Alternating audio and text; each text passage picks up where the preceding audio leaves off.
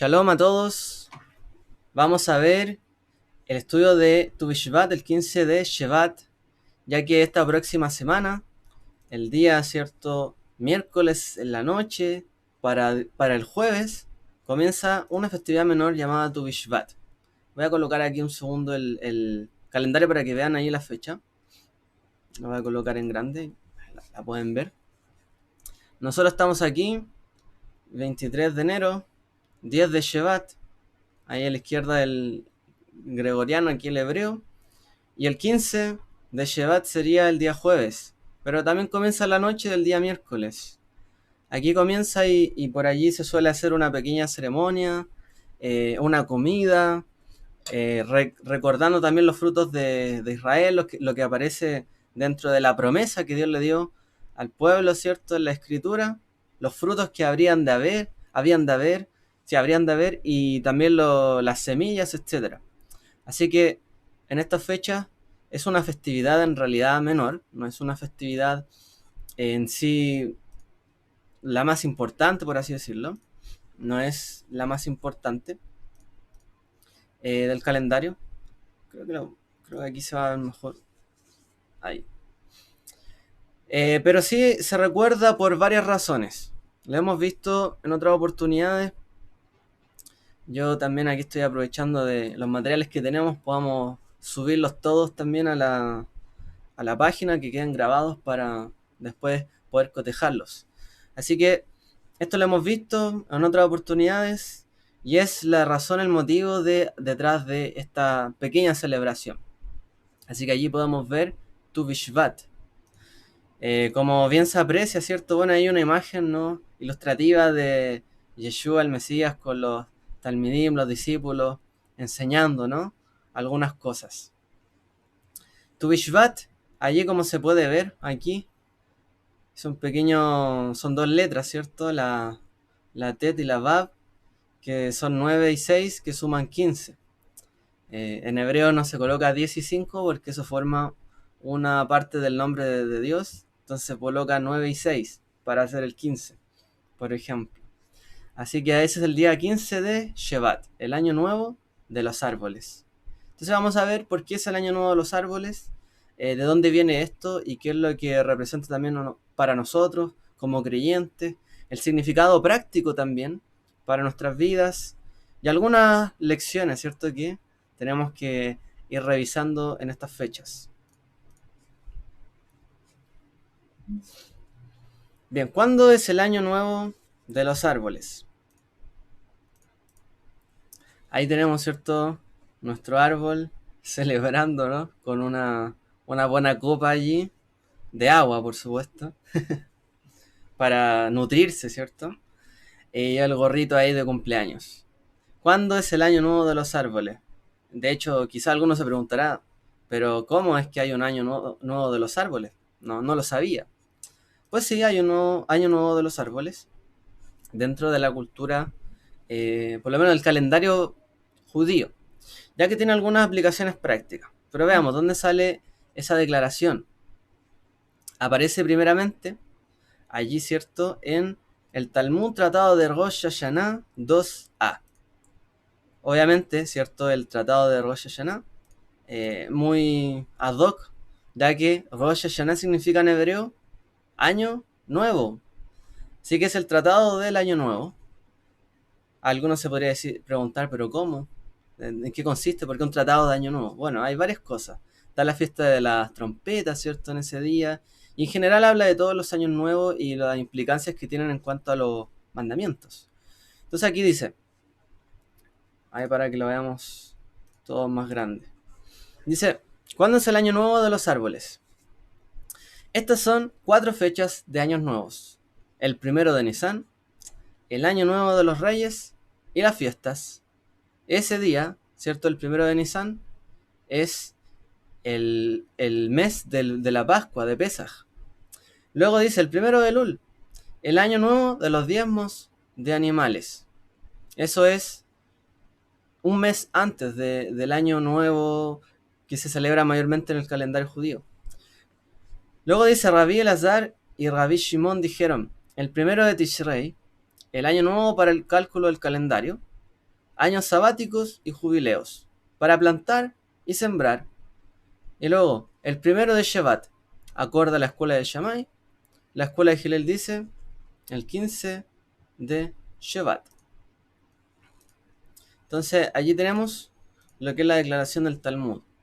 Entonces se categorizan allí 4 fechas de años nuevos dentro del universo bíblico, ya que esto es lo importante, es dentro de la Biblia. Está primero el mes de Nisan, que es justamente lo que estudiamos en la porción, la parashá, ¿cierto?, de esta semana, donde dice: este será el principio de los meses para ustedes. ¿Cuál? El mes de Nisan, o el mes de Aviv, también llamado. Entonces ese mes era el primero de los meses. Entonces se detecta ese primer año, que también coincidentemente era en el Oriente Medio, en la luna fértil, que se le llama también. El primero, ese día también era el año nuevo para reyes y de las fiestas en general. Ya, o sea, ahí se ungían reyes. Empezaban como los periodos de los reinados. Luego en el Ul, ya que sería el mes anterior al próximo, que sería Tishrei, que es un mes muy importante que conocemos, es el año nuevo de los animales. Es decir, ahí se empieza a contar también en qué año nacieron los animales, de qué año para qué año, su utilidad, entre otras cosas. Y luego, el primero de Tishrei, que por supuesto es el Yom Teruah, o el Día de la Trompeta, que es el año nuevo para el cálculo del calendario, y los años sabáticos y los jubileos. El Yovel, ¿cierto? El Yovel, el Shemitah. Shemitah, el año de la remisión, o el sabático. Y el Yovel, el jubileo. Y luego para plantar y sembrar, sería, según unos, el primero de Shevat, según la escuela de Shammai, y según la escuela de Hillel, el 15 de Shevat. Que en general, en el Talmud, cuando se discute cuando está como la escuela de Shammai versus la escuela de Hillel, gana Hillel. Salvo como en 2 o 3 cosas que se fueron por la línea de Shammai. Pero en general, la escuela de Hillel es la que le dan siempre la razón en todo esto. Así que el 15 de Shevat, según los sabios, los estudiosos, era como la fecha donde cambiaba el periodo de los árboles. Ahí comenzaba el nuevo ciclo para ellos. Vamos a explicar un poco más todo esto. Esta es la fecha que marca el inicio del año del calendario agrícola. Esa es la importancia. ¿Por qué tenemos que saber el año nuevo de los árboles? Por el calendario agrícola. Desde este punto en adelante, los productos cultivados son considerados parte de la cosecha del año siguiente. Es decir, a partir de esa fecha, todo, ¿cierto? La cosecha, a partir del 15 de Shevat, ya corresponde a otro año. Eso es muy importante. Esto tiene implicancias para una variedad de leyes agrícolas que incluyen la separación de los diezmos y la edad de los árboles. Hay algunos de los mandamientos que aparecen en la Torá que tienen que ver con este tema de los árboles y temas agrícolas. De hecho, hay bastante de leyes agrícolas en la Torá. No es algo menor. De hecho, el tema agrícola en la Torá es súper relevante, realmente. El mundo de aquel entonces giraba en torno a todo el tema agrícola. No habían industrias como hoy día. La industria era la agrícola. Eso era como lo que movía también el motor de una pequeña nación. La comida. Quienes guardaban esa comida y luego quienes transaban, mercadeaban, ¿cierto? De aquí a lo mejor con otros pueblos. Pero lo importante era los productos de la tierra y también los productos animales. Con eso, ¿cierto?, la humanidad ha subsistido por todo este tiempo en que estamos acá. Así que bueno, esa fecha es importante para ciertos mandamientos. Por ejemplo, lo vemos la importancia, ¿cierto?, de este día en los siguientes puntos. Y nuevamente resalta aquí: toda la vida de Israel giraba en torno al mundo agrícola y ganadero, incluyendo gran parte de la Torá. En efecto, las mismas fechas de las festividades, o llamadas también Moadim, tienen que ver con un ciclo agrícola.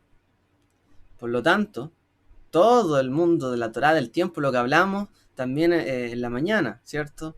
El primer mandamiento a Israel como un pueblo, como una nación, fue Rosh Hodesh, que sería, ¿cierto?, el nuevo mes.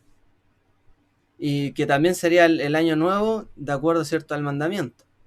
Es decir, todo el ciclo que ustedes van a santificar de aquí en adelante, todo el tiempo, va a ir conforme a este tiempo, a este periodo. O sea, el primer mandamiento de Israel como nación tiene que ver con el tiempo, la santidad del tiempo.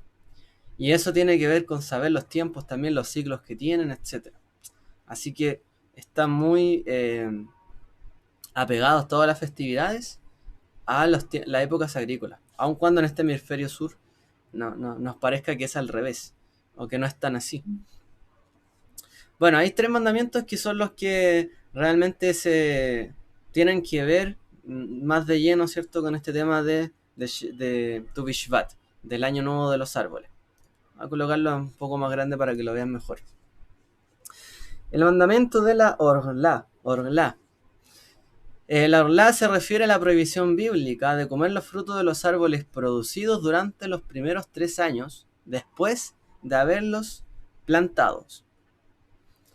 Recordemos, ¿cierto?, que la escritura establece que después de plantar un árbol en la tierra de Israel, específicamente en la tierra de Israel, debemos esperar, ¿cierto?, 3 años y todavía no podemos aprovechar de su fruto.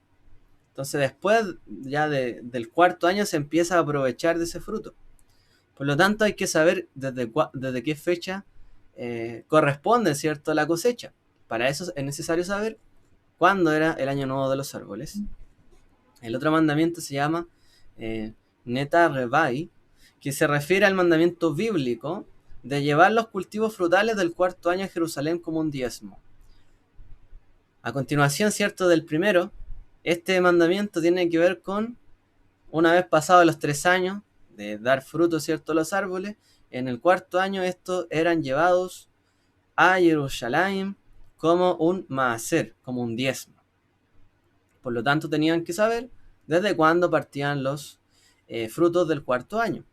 Por lo tanto, hay que saber desde cuándo parte esa fecha. Tu Bishvat. Y otro mandamiento relacionado es el Maaser Sheni. El Maaser Sheni. Era un diezmo el cual era comido en Jerusalén, y el Maaser Oni, otro diezmo, era un diezmo dado al pobre. De hecho, Oni significa en hebreo pobre, que era también calculado si el fruto había madurado antes o después de Tu Bishvat. Así que ahí tenemos los tres mandamientos que están estrictamente relacionados con Tu Bishvat. Para saber bien cuándo o de qué año pertenecen, ¿cierto?, los frutos, eso nos va a indicar realmente si tenemos o no que llevarlos como diezmos, ¿cierto? Entonces, había un diezmo que era comido en Jerusalén, el Maaser Sheni, el segundo diezmo, y estaba el Maaser Oni, que estos se intercalaban en un ciclo de 7 años. No vamos a explicar eso, pero habían diferentes diezmos por año. Siempre había como un primer y un segundo diezmo. Y en algunos años había un primer diezmo y un segundo diezmo que era comido en Jerusalén por las mismas personas, como aprovechado particularmente. Y otros años era, en vez de ser aprovechado particularmente, era dado a los pobres, una segunda porción. Porque siempre se mantenía la porción que era para los levitas, ¿cierto?, el sacerdocio y los que no tenían herencia. Pero también se daba una segunda porción para los necesitados. O a veces solamente por el hecho de subir a Jerusalén, para ir a alegrarse, ¿cierto?, con el fruto que ha producido la tierra.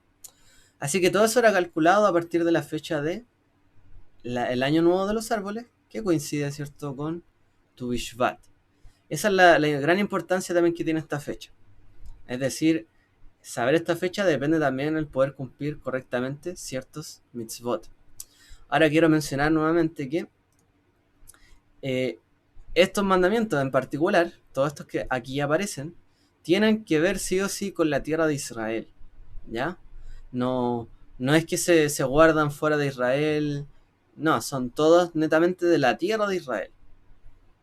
Ya todos pertenecen allí. Tienen que ser cumplidos de esa manera. Eso es como el sentido estricto de esto, ¿ya? Para que no... por ahí alguno dirá, oh, yo puedo dejar entonces mi árbol en, no sé, 3 años, doy un diezmo. Bueno, si usted quiere hacer algo como esto, lo podría hacer, pero no estaría apuntando a la mitzvah en sí, porque la mitzvah solamente se cumple en Israel, ¿ya? Lo quería mencionar así, para dejar claro esto. Hasta el día de hoy, de hecho, hay algunos que guardan estos preceptos, sobre todo los que producen ciertos frutos allá en la tierra de Israel. Algunas empresas, ¿cierto? También guardan maaser. Y bueno, es interesante también ese tema. Veamos entonces. Todo esto que hemos mencionado también, por supuesto que tiene un trasfondo para la Torá, para nosotros, para la vida, para nuestro planeta. Los árboles son un elemento fundamental. No son un adorno de este mundo, son realmente lo que produce la vida en este mundo. Por lo tanto, realmente los árboles son una herencia. En la Torá hay un par de afirmaciones muy interesantes. Primero dice: cuando entréis en la tierra y plantéis toda clase de árboles frutales, tendréis por prohibido su fruto. Por 3 años os será prohibido, no se comerá. Así como mencionamos, ¿cierto? Hace un momento. Los árboles son una herencia. Tampoco tenemos, por así decirlo, permitido hacer un derroche de todo esto. Tenemos que también tomarle el valor, ¿cierto? Permitir también que fomentar la sostenibilidad de todo esto. Imagínense que nosotros estemos explotando árboles año tras año, que ya lo hacemos, de hecho. Y finalmente la tierra termina cansada, ya no da lo mismo, se consumen todos los nutrientes, no se le deja descansar nunca, más encima le empezamos a echar abono aquí y allá, cosa que claro, debido a la explosión demográfica que hoy día tiene la humanidad, muchas veces son necesarias, porque si no, no se podría alimentar a tanta gente. Pero o sea, en verdad sí se podría, pero no de acuerdo a nuestros estándares de vida hoy día. No de acuerdo a lo que la gente demanda. Que eso es lo que realmente mueve todos los mercados en sí. Aunque se desaproveche mucho de ello. Pero bueno, el punto es que ahí hay un principio implícito, que realmente nosotros tenemos que permitir que todas las cosas sean sostenibles. Tampoco podemos llegar a un lugar, por ejemplo, y inmediatamente abusar de ese lugar. Llegamos a la tierra prometida y sacamos todos los frutos y todo lo que hay allí y plantamos algo y lo aprovechamos todo. Y al día de mañana, ¿y qué pasa si viene una sequía, si viene algún problema? No tenemos de dónde echar mano, nada. La tierra está cansada, tampoco produce. Entonces es importante este principio.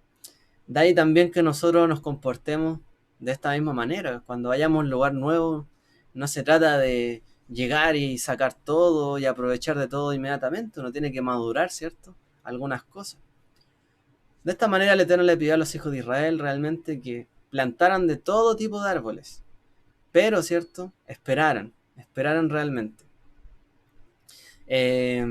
Esperaran hasta que fuera dedicado, hasta que ya produciera, tuviese fuerza todo esto, estos árboles, y luego se aprovechara de ese fruto. No podemos nosotros ser inconscientes. Pero bueno, hoy día siempre se está tratando de ver un poco más de conciencia, pero es difícil.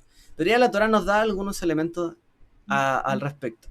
Otra cosa interesante, muy interesante que aparece en la Torah, que aparece el comentario de rabínico, el Midrash, de Vayikra Rabá 25, dice: cuando entrasteis a la tierra de Israel, la encontraste llena de árboles. No digan entonces, no plantaremos. Al contrario, así como la encontraron toda plantada, también ustedes tienen que plantar para todos vuestros hijos. Un gran principio, ¿no?, que nos enseñan los sabios judíos, ¿cierto? En el Midrash, en el comentario, ¿cierto? En este parafraseo del verso que leímos anteriormente, realmente. Cuando el pueblo llegó a la tierra de Israel, dice, habían ciudades, habían campos, habían árboles plantados, que no plantaron ellos realmente, ciudades que no edificaron, muros que no levantaron, y ahí estaba todo. Entonces dice, no vas a llegar a decir o a pensar, no vamos a plantar nada. No vamos a hacer nada si ya está todo listo. Porque, ¿qué dice allí? También ustedes tienen que plantar para todos vuestros hijos. No se trata solamente de que hoy día nos comamos todo y no dejemos nada para mañana.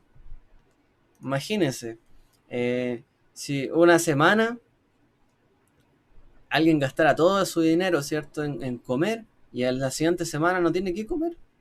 ¿Cómo viviría esa persona? Tendría que conseguirse, ¿cierto? Y para conseguirse termina endeudándose. Y se endeuda y significa que todo ese dinero que hoy día está teniendo extra no lo va a tener mañana. Es decir, si usted tiene hijos, mañana tampoco le va a poder favorecer con lo que usted debería haber tenido porque se lo consumió hoy día. Este tema es delicado, ¿no? Porque hoy día, ¿quién piensa realmente así? No, mira, yo no voy a comer todo o a lo mejor no voy a consumir todo esto porque mañana, ¿qué va a pasar con los que vienen? Yo no puedo consumir todo hoy día. Tengo que también dejar para los que vienen y plantar y dejarles también allá un futuro. Bueno, cuando realmente tenemos un proceso en este mundo, ¿cierto? En este siglo quizás tan acelerado de crecimiento, ya, llegamos a consumir, nos podemos llegar a consumir todos los recursos de los que poseemos. Por ejemplo, hay un caso, por mencionarlo, no tiene que ver directamente con los árboles, pero por ejemplo la arena. Resulta que muchos de los lagos o ríos que circulaban en grandes ciudades en la antigüedad, que llenaban vegetación, etcétera, han empezado también a dejar de existir, a cambiar su curso o simplemente a secarse. ¿Por qué? Porque para construir nuestros grandes edificios necesitamos arena para hacer el cemento. ¿Y de dónde sacamos la arena? La arena del mar no sirve para hacer cemento. Hay que sacar la arena de aguas más dulces. Y esas generalmente están alrededor de las ciudades. Y cuando sacan toda la arena de allí, después ya no queda ecosistema para que haya lagos o ríos. Y empiezan a secarse. Entonces, cuando nosotros no pensamos de una manera sostenible, de que le estamos dejando algo o no a nuestros hijos, a los que vienen después de nosotros, podemos llegar a destruir todo. Y si hay algo que, por lo que nos caracterizamos también, lamentablemente, esta humanidad es por destruir muchísimas cosas. Extinguir animales, ecosistemas y tantas cosas por nuestra intervención. Entonces la Torá ya nos dice, y los sabios ya nos decían, debemos plantar también. No es que encontramos todo el mundo, mira, yo llegué a una ciudad, mira, estaba lleno de árboles, consumo todo y me voy. Y ahí lo dejé. No, vuelve a plantar allí. A lo mejor tú no vas a aprovechar su fruto, pero el que viene después de ti sí. Tienes que realmente ser generoso en esto. Tenemos que ser, provocar también que haya sostenibilidad en nuestro planeta, en nuestro mundo. Ya la Torá nos da esta pauta de no ser glotones y comernos todo.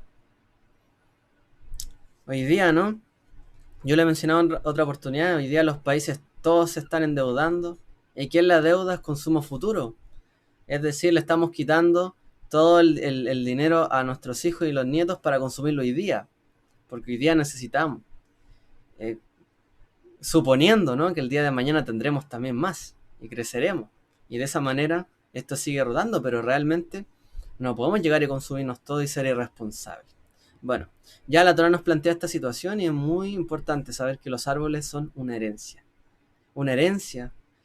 ¿Se acuerdan? La semana pasada hablábamos del olivo. El olivo podría vivir 2000, 3000 años. Incluso había uno que tenía más todavía tiempo.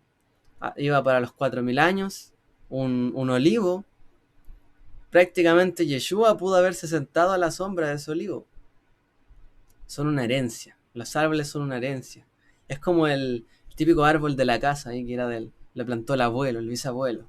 O el palto, ¿no?, de la casa. Que después otros aprovechan. Bueno, todo esto es muy importante y la Torá también está realmente preocupada por este aspecto. De que el Eterno nos da una tierra. Ok, yo te doy la tierra de la promesa, te hago entrar. Hago señales, milagros. Cuídala ahora. Pero resulta que si tú no las tratas bien, y de hecho la Torá es bastante estricta en esto, si tú no tratas bien la tierra, no cumple mi mandamiento, no la deja descansar cada 7 años, el año del jubileo, que Israel no hizo, Y por eso dice el profeta Jeremías que fueron expulsados, exiliados por Babilonia, por no dejar descansar la tierra, los árboles. Bueno, si tú no cuidas realmente esta tierra, te va a expulsar, dice el Eterno en la Torá. Entonces ahí tenemos que tener el cuidado y mirar, porque esto también fue una causa del exilio de Israel. Bueno, ya creo que dejamos bastante claro este punto.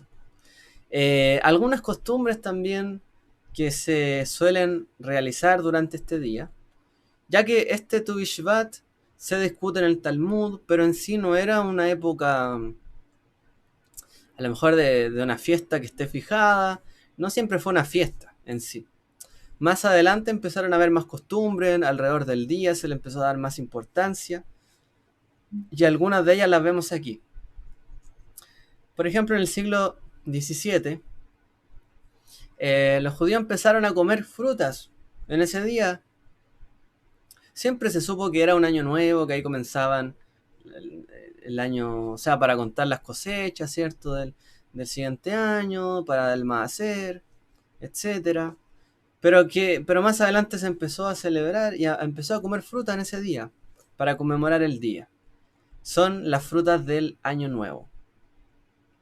Ya son frutas de otra temporada. Y hay una oración particular, ¿no?, que se hace, y de hecho se hace bastante en este día.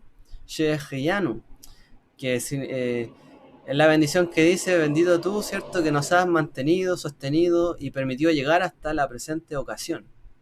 Entonces, cada vez que llega una nueva época, como aquí cambia el periodo de la cosecha, ya estamos comiendo frutos de una nueva temporada. Entonces uno la come y dice: bendito tú, que nos sostuviste, nos mantuviste y nos permitiste llegar hasta esta temporada, nueva temporada. Y uno bendice. Y esto se suele hacer durante este día. Entonces ya se empezó a comer fruta durante el siglo XVII, para que vean que igual esto es más tardío. También algunos empezaron a tomar 4 copas de vino, 2 blancas y 2 rojas. También algo similar a lo que es el Pesaj.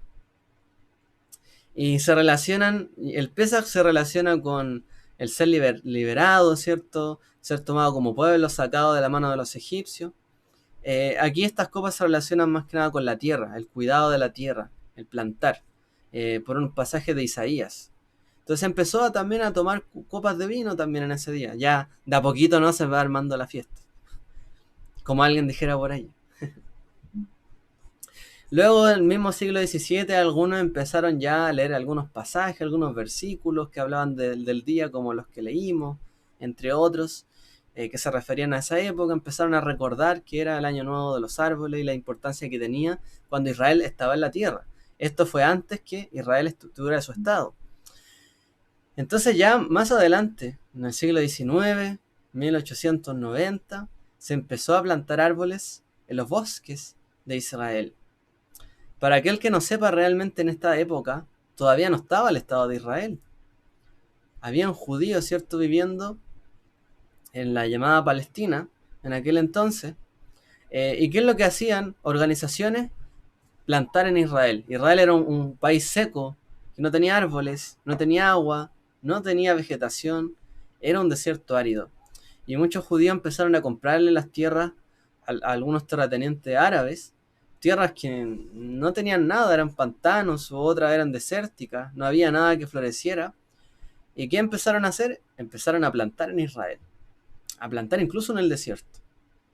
Y empezaron a levantar bosques en Israel, bosques, uno tras otro. Y resulta que Israel llegó a convertirse prácticamente en el único país que en los últimos 100 años tiene más árboles que hace esa cantidad de años, hoy día. O sea, tienen una labor de reforestación impresionante en Israel. Y todo partió también viendo este contexto. Hay que producir en la tierra de Israel, tienen que haber árboles, hay que plantar. La Torá dice que hay que plantar. Si nuestros padres llegaron aquí tenían de todo, y ahora nosotros llegamos y no hay de nada, bueno, hay que plantar de todo. Ya lo dice la Torá, para que tengamos nosotros y nuestros hijos. Entonces en Israel se empezó a reforestar y a levantar bosques. Impresionantemente se han plantado millones y millones de árboles en Israel. Realmente son millones. se han llenado de bosques que antes no existían. Es un milagro realmente lo que ha hecho Israel. Vamos a hablar de esa organización a continuación. Otra actividad que se suele hacer ya hoy día en época más moderna, se habla con los estudiantes en Israel acerca de la naturaleza, es como el Día del Medio Ambiente, ¿cierto? Y la importancia de la limpieza de los bosques. ¿No? Cuando típico que uno da un bosque, tiene que tener cuidado de la basura porque puede afectar al ecosistema, ¿cierto? Eh, residuos, perdón. También el tema de no prender fuego, cuidado con eso, si uno aprende a apagarlo bien. Bueno, todo ese tipo de cosas también se suelen hablar allá, se hacen excursiones, se saca, ¿cierto? A los bajurim, a los niños, ¿cierto? En Israel, del colegio, y se les lleva a algún lugar a plantar arbolitos, y también se les habla de la importancia de algunas de las cosas que nosotros hemos mencionado ahora, y muchas más me imagino. Entonces esto se empezó a hacer a fines del siglo XX. Y la organización que mencionaba allí, que realmente ha hecho este gran trabajo, se llama Keren Kayemet LeIsrael. Keren Kayemet LeIsrael. Es la organización que realmente ha invertido grandes recursos y todo a través de donaciones para un programa ecológico y ambiental para luchar contra la desertificación y sanar las tierras degradadas. Esta organización tiene esa alcancía que vemos allí. Una alcancía que nosotros podemos pedir, de hecho, aquí. En en la página KKL, se llama así. Ustedes buscan Keren Kayemet de Israel. Y la página es kklchile.cl, por si acaso, aquí en Chile. kklchile.cl. Y uno puede solicitar una alcancía. Y la alcancía la puede llenar. Nosotros en la comunidad lo hemos hecho, ¿cierto? Tenemos nuestra alcancía. Y después que se llena, uno la va a dejar allá. Y todo eso es donado y va para plantar árboles en Israel. Así directamente. Y es una gran labor. Estamos plantando, ¿cierto? En la Tierra Santa. Y bueno, se hace una gran labor con esto. Y todo se ha hecho a través de donaciones. De hecho, la ONU ha premiado a esta organización por toda la lucha que ha hecho y realmente que ha logrado curar zonas desérticas y luchar contra todo también el tema climático, ¿cierto? Y han tenido premios realmente mundiales. Y es una organización que realmente promueve todo esto. Y nosotros lo podemos hacer, lo podemos pedir. kklschile.cl. No, ellos mandan generalmente la alcancía. O también tienen una sede. Pero ahí uno puede buscar y puede consultar. Si es que alguno en su casa quiere tener una. Quiere ir guardando. Que bueno, nosotros como no nos hemos podido reunir, no hemos podido llenar esta alcancía. Israel es la tierra, ¿cierto?, donde fluye la leche y la miel. En hebreo se dice Eretz, Zavat, Halab, Udvash. Eretz, Zavat, Halab, Udvash. Es la tierra donde fluye la leche y la miel. Dice la Torá que es una tierra de trigo, de cebada, de vides, de higueras y granados, tierra de aceite, de olivas y de miel. Es una tierra rica, donde se pueden plantar estas semillas, donde pueden estar estos frutos. Y en general en este día se suelen comer estos frutos. Ya de hecho al día de hoy hay incluso algunas guías más elaboradas de este día, donde uno parte comiendo una cosa, copa de vino, come otra cosa, copa de vino, come otra cosa, copa de vino. Y así llenamos las 4 copas y seguimos comiendo. Y también con pan y hacemos una mesa festiva y vamos recordando también el gran valor que tiene, ¿cierto? La tierra en sí, los frutos, lo que el Eterno, con lo que Él nos bendice. Y también en la actualidad recordamos también cómo el Eterno ha hecho una obra, ¿cierto? Para que el pueblo judío también pueda retornar en parte, ¿cierto? A la tierra. Que puedan allí también vivir en una tierra de promesa. Entonces, todas estas cosas también se han acentuado y se recuerdan realmente. la importancia que tiene la tierra. Eh, Realmente el pueblo de Israel ha cambiado esa tierra. Bueno, la ha cambiado de muchas formas, pero en cuanto, solamente por referirnos, ¿cierto?, al tema de los desiertos, ha hecho florecer el desierto, como estaba escrito en los profetas, que realmente florecería. Bueno, ellos a través del esfuerzo, no esperando, como decíamos antes en la mañana, solamente el milagro y ya, que Él haga florecer. Plantaron, sembraron en el desierto. Y en el mismo desierto floreció y salieron frutos. Hay historias, ¿cierto? Nosotros una vez mostramos un documental que lo podríamos volver a ver, de hecho. No me recuerdo el nombre que tiene, pero habla de testimonio de gente justamente que trabaja en la tierra de Israel. Y cómo ellos han visto la mano también de Dios detrás de cada cosa, cómo Él ha hecho florecer ese lugar. Incluso plantando en el desierto donde no hay nada, en la arena, ni siquiera en la tierra, en la arena. Y todavía sale allí fruto, cuando antes de eso era un desierto. Y nada salía de allí. Y nadie quería esas tierras, ¿cierto? Algunos sectores más desérticos. Entonces, la Torá llama a la tierra Eretz Zavat Halab Udvash. Realmente es una tierra donde fluye la leche y la miel. Por lo tanto, nosotros tenemos que apreciarlo, darle el valor a los frutos, alegrarnos con ellos, con lo que es la bendición de Él sobre nuestras vidas. Por eso también es importante señalar que todas las festividades tienen que ver con motivos agrícolas. Todos los diezmos son agrícolas también. Todo lo que presentamos delante de él, lo que se presentaba en el templo, en la tierra de Israel, era el ciclo agrícola. ¿Cómo nos alegrábamos delante de su presencia? Con los frutos que daba la tierra. Nos alegramos, ¿cierto? Porque Él ha bendecido la tierra, porque Él nos da los frutos, porque hemos trabajado y hemos cosechado, porque Él nos ha dado las lluvias, porque Él ha permitido que esto esté hasta el día de hoy, ¿cierto? Y se mantenga. Porque Él hace llover, hace salir el sol. Y bueno, nos alegramos porque de todo eso y de la ley que hay en este universo, en este mundo, de ello podamos comer, beber y alegrarnos delante de su presencia. Por lo tanto, todo esto tiene un sentido no solamente físico, de comida y de vida, sino también espiritual para nuestra vida. Realmente sentirse en la tierra de... Estar en la tierra de Israel es una cosa, pero saber que es una tierra donde fluye leche y miel y tener la certeza de comer esos frutos, deleitarse y de verdad agradecer a Él por el fruto que Él nos ha dado, eso también es un acto espiritual. Siempre la comida tenía una asociación en el mundo antiguo con la espiritualidad. Por eso dice la Torá, comerás, te saciarás y bendecirás. Nosotros solemos dar también bendiciones después de las comidas. ¿Por qué? Porque uno se deleita, come. ¿Y qué hace después? Bueno, mira lo que Él nos ha dado. Bendito sea Él, ¿cierto? Que nos ha dado estos alimentos. Y agradecemos. Entonces no es solamente un acto físico. La comida, el fruto, comer algo y ya. Es un acto espiritual, donde lo bendecimos a Él por todo lo que Él nos da. Y agradecemos todo el bien que Él nos ha dado. ¿De quién aprendemos también que hay que plantar?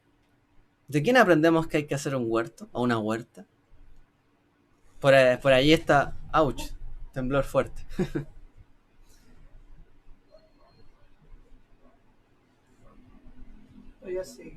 Sí, sí, aquí me pegué un salto fuerte. A ver, vamos a detener un momento la transmisión, ¿ya?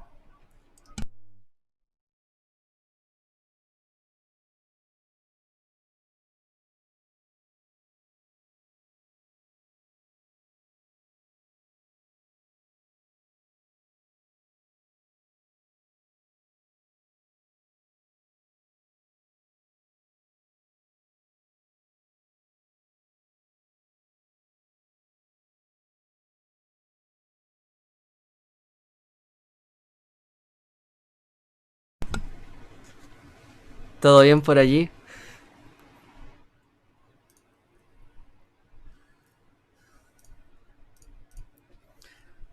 Bueno, no sé, parece que ya pasó fuerte. Aquí me saltó todo, aquí en el escritorio. Fue bastante fuerte el sismo. Creo que está... Creo que se detuvo por lo menos. En un piso 15 suena fuerte. Sí, aquí en un piso 15 bastante fuerte. Pero bueno, Estamos en Chile. Así es nuestro país. Bueno, a ver. Recién hubo un 7 en la Antártida. Con alerta. Ah, dice Mario. Para ahí parece que nacional. Puede ser que nos llegara en el fondo la réplica, ¿no? Desde el sur. Es bastante probable. Quizá. La otra vez, cierto, hubo uno en Argentina y se sintió aquí también. Parece que han sido el tiempo donde también las placas se están moviendo, se están ajustando. Bueno, esperar en el Eterno que estemos todos bien y que también este periodo sean así. Bueno, a lo mejor sismos fuertes, pero no demasiado devastadores. Quiera el Eterno. Porque la naturaleza es así, finalmente. Hace 10 minutos llegó una alerta de playa. Dice ahí. Ah, ok. Por algún riesgo. Bueno, esperemos que esté todo bien. Esperemos que esté todo bien ahí. Con nuestros hermanos.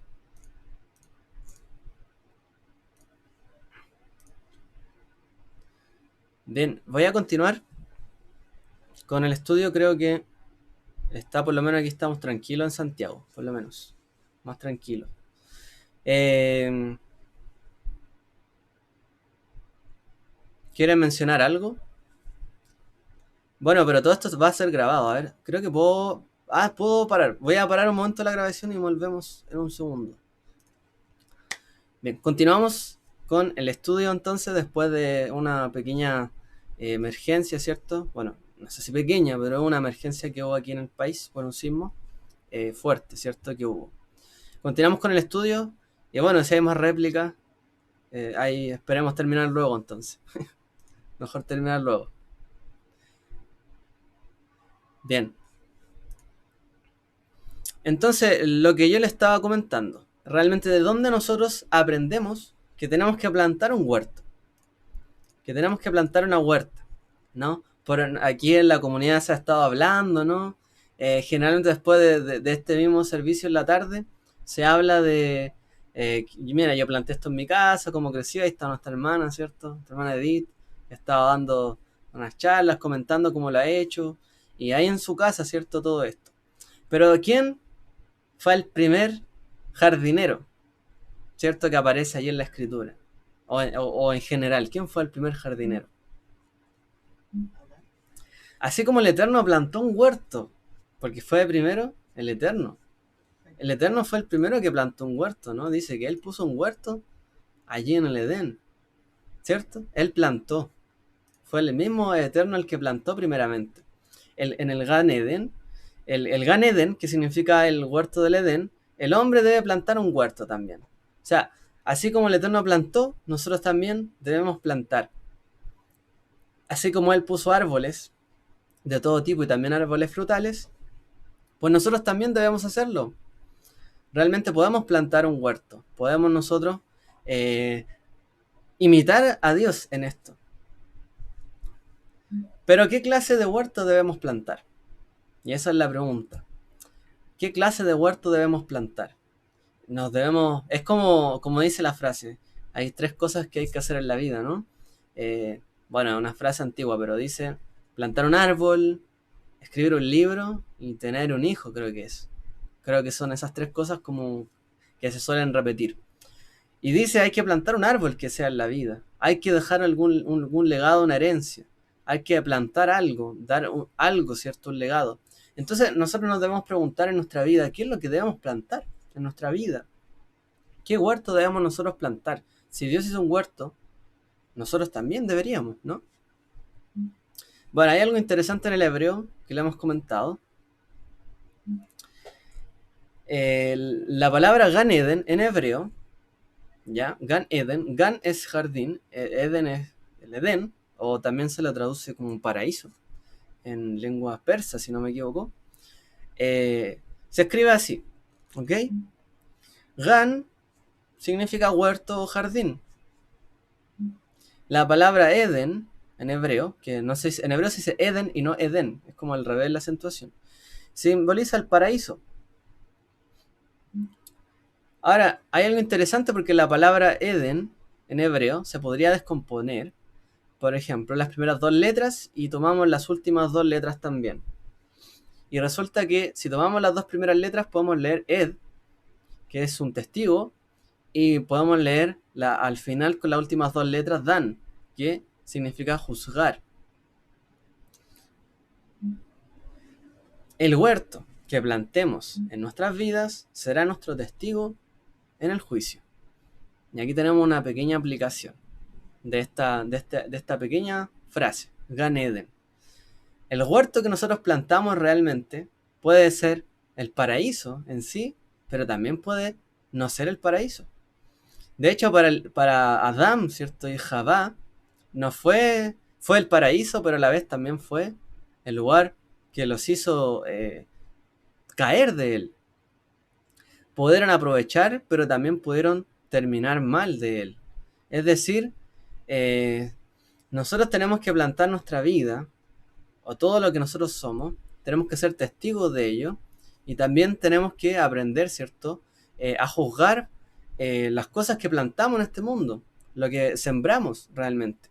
Todo lo que nosotros sembramos, lo que plantamos en nuestra vida, va a ser un testigo en el juicio. Ya nos dice la Escritura que realmente por toda cosa que nosotros hagamos, digamos, obremos, seremos juzgados. Todas las cosas pasan delante del Creador. Por lo tanto, lo que plantamos es nuestro principal testigo en el juicio. Por ejemplo, los hijos también juzgan, ¿cierto? Muchas veces a los padres. Hay que ver a los hijos para ver quizás cómo son los padres. Hay que ver qué es lo que las personas hacen. Dime lo que haces, ¿cierto? Te diré cómo eres, quizás.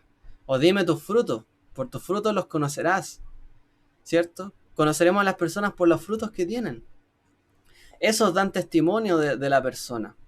No es simplemente lo que uno piensa o cree. De lo que consta realmente el juicio es de lo que uno hizo o no hizo. Y el fruto es parte de lo que uno hace en la vida. Entonces, tenemos que el Eterno tenía lleno de fruto su jardín, su huerta. ¿Y qué es lo que se nos pide a nosotros? Que también nuestra vida esté llena de fruto. Que plantemos mucho árbol que dé fruto. Así como el Eterno plantó y tenía un árbol lleno de fruto, nosotros también tenemos que ser personas que planten y den mucho fruto. Y así como el Eterno permitió, ¿cierto?, que entrar a Adán y Javá como su invitado y comer de su huerta, así también nosotros tenemos que invitar y convidar, ¿cierto?, a las personas para que coman de nuestros frutos. Y el fruto del Eterno es dulce, ¿cierto? El fruto que viene de parte del Eterno, su obra, todo lo que Él nos da, es agradable. Pero Él nos advierte que hay cosas que no podemos comer. Hay cosas que no hay que traspasar. Así también son nuestras vidas, ¿no? Hay frutos de los que muchos pueden comer, pero otros no. Nosotros también tenemos nuestra privacidad, nuestra selección en nuestra vida. Hay cosas que son fruto nuestro, por ejemplo, no sé, la envidia. Pero no podemos dejar que los demás prueben de nuestra envidia. De hecho, si somos personas que susceptibles a la envidia, tenemos que tratar de que la gente no vea eso. Tratar de contenerlo, someterlo, ¿cierto?, al Espíritu del Eterno en nuestra vida, para que otros no coman de allí. Porque cuando otros comen de nuestro mal, también se contagian de eso. Muchas veces cuando nosotros actuamos de mala manera, provocamos a los demás y se producen efectos dominó. Entonces también lo que la gente come de nuestro huerto o de nuestra vida, lo que somos y hacemos, es importante. Y el Eterno nos dio un claro ejemplo. También tenemos que seleccionar todo esto. Así que nuestros árboles, lo que plantemos, lo que dejamos en este mundo, son nuestros testigos, realmente. La Torá, cierto, señala que el hombre es como un árbol. Hay una frase particular en hebreo que no está compuesta de una manera tradicional. Dice en hebreo, Ki ha'adam etz hasadeh, lavo mipaneja bamatzor. Dice, pues el hombre, y ahí se le coloca un símbolo de pregunta. ¿Es un árbol de campo para venir ante ti en el sitio? ¿Cierto? Una de las cosas que dice la Torá es que cuando vayas a luchar, ¿cierto?, a la guerra, no destruirás los árboles frutales, ¿cierto?, los árboles del lugar. O sea, puedes a lo mejor destruir esto, pero no vas a destruir los árboles que estén allí. Este verso en hebreo es bastante singular porque dice que Ki Ha'adam etz hasadeh, dice, porque el hombre literalmente es un árbol de campo para venir ante ti en el sitio. Pero no está construido como pregunta. Tendría que haber dicho antes esta frase. Ya haber hecho la pregunta antes, pero está construido así, de tal manera que dice, a la vez, el hombre es como un árbol de campo. Y simultáneamente también dice que realmente es acaso el mismo árbol, eh, perdón, es acaso el hombre como un árbol, no, perdón, no es acaso, ahí está, perdón, de nuevo, no es acaso el árbol como un hombre realmente, como para que vengas y lo mates en el sitio. No deberías dejarlo con vida, por último, como si fuera un prisionero, quizá, en ese sentido. Porque ahora tú vas a aprovechar de él. ¿Por qué vas a destruirlo? ¿No es acaso como las personas, un árbol del cual tú tomas su fruto? Bueno, ahí está, se aplica tanto del uno para el otro. Por lo tanto, nosotros somos como árboles, dice la escritura. Y vamos ya hacia el final. Quiero mencionar algunas palabras y leer, ¿cierto? Cosas que Yeshua nos enseñó y sus discípulos. ¿Qué nos habló él a raíz de todo este tema? ¿Qué nos enseñó Yeshua y sus discípulos de todas estas cosas? Ahí vemos un rico racimo, ¿no? Muy apetecible, muy de temporada, ¿no? Por aquí, bueno, falta un poquito si no me equivoco, Sí, pero ya vienen estos ricos racimos. Yo soy la vid, dijo Yeshua. Vosotros, los pámpanos. El que permanece en mí y yo en él, éste lleva mucho fruto, porque separados de mí, nada podéis hacer, dijo el maestro. El tzadik, el hombre justo, vive eternamente, siempre que, y dicen los sabios, lo siguiente: la Torah compara al hombre con un árbol, como leímos hace un momento, y al tzadik, es decir, al justo, con una floreciente palmera datilera, como decimos en el Salmo, tzadik katamar y fraj, ¿cierto? El justo florecerá como palmera, como una palma.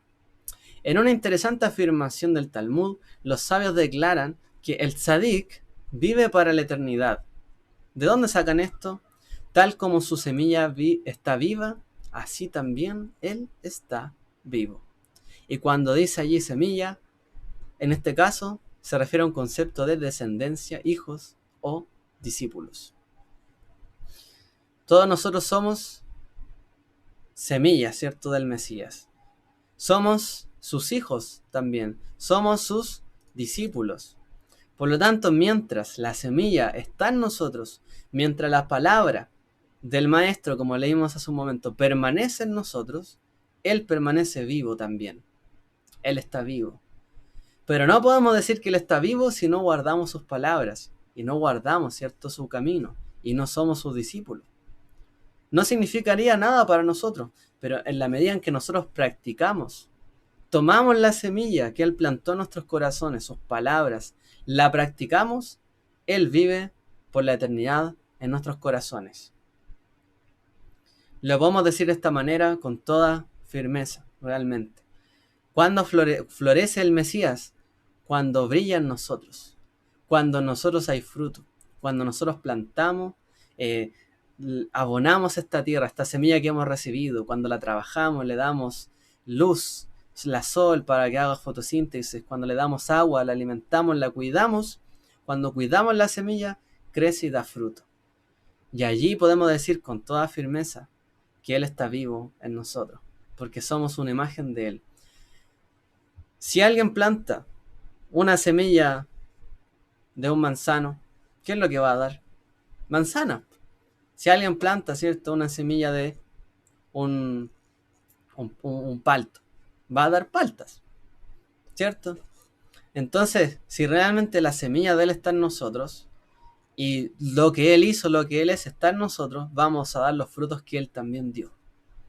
Y eso es por lo cual nosotros estamos también esforzándonos y trabajando, y tenemos que trabajar en ello. Los frutos que vimos en nuestro amado Redentor, el Mesías Yeshua, los vamos a ver en nosotros cuando realmente trabajemos la semilla que Él puso en nuestros corazones, cuando irradiemos la luz, absorbamos su luz, los nutrientes, la trabajemos, permitamos que crezca recta y no chueca, ¿cierto? Que vaya derecha, en la rectitud. En ese momento nos transformaremos en árboles idénticos a Él, Maestro. Seremos de la misma especie, semillas igual que Él. Y mientras la gente nos vea a nosotros, los va a ver a Él. Porque para nadie es extraño esto. O sea, esto no es como el huevo y la gallina, que fue lo primero. Si hay un árbol de manzana es porque cayó una semilla de manzana ahí, si no hay otra explicación. Si nosotros somos hijos de la luz, hijos del Mesías, hijos de Dios, vamos a representarlo a Él. No hay otra explicación. Es tan sencillo. Él vive en nosotros cuando nosotros andamos conforme a su palabra. Y Él da los mismos, y nosotros damos los mismos frutos que Él, cuando realmente andamos como Él anduvo. Y eso es lo que tenemos que procurar. Dice, voy a saltarme esto para leer y concluir. Vamos a leer unos versos para la meditación.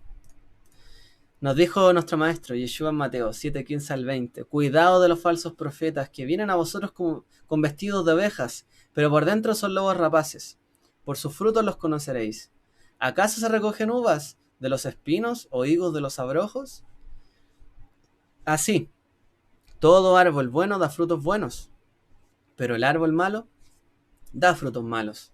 Un árbol bueno no puede producir frutos malos, ni un árbol malo producir frutos buenos.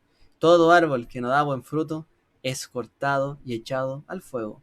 Así que, por sus frutos los conoceréis. Si somos hijos del Padre que es bueno, y hacemos las obras que Él nos mandó a hacer, vamos a dar buenos frutos. Eso Él espera de nosotros.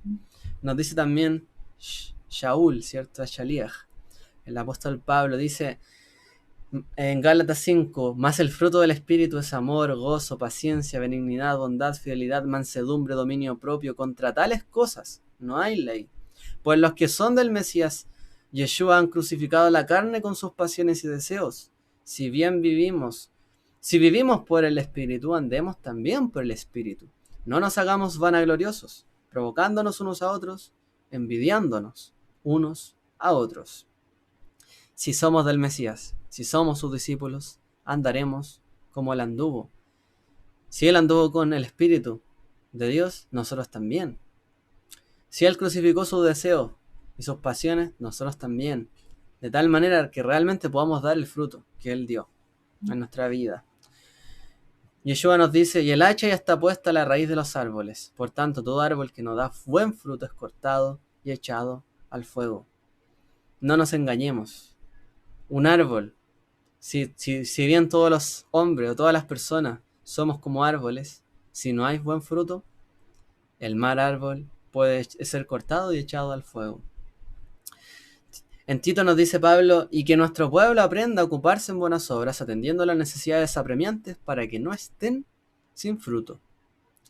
El fruto son también las buenas obras. Y las buenas obras, como vimos hace unas semanas, son las obras de la Torá. Yeshua nos dijo, también le refirió una parábola diciendo: la tierra de cierto hombre rico había producido mucho fruto, y pensaba dentro de sí diciendo: ¿qué haré, ya que no tengo dónde almacenar mis cosechas? Entonces dijo: esto haré: derribaré mis graneros, edificaré otros más grandes, y allí almacenaré todo mi grano y mis bienes. Y diré a mi alma: alma, tienes muchos bienes depositados para muchos años.